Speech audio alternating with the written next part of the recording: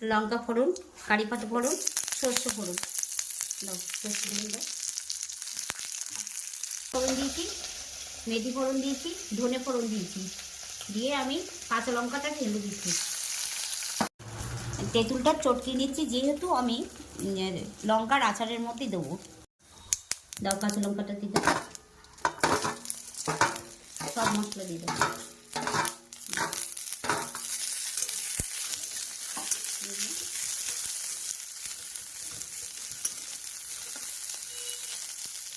তেঁতুলের পালটা দিয়ে দিলাম।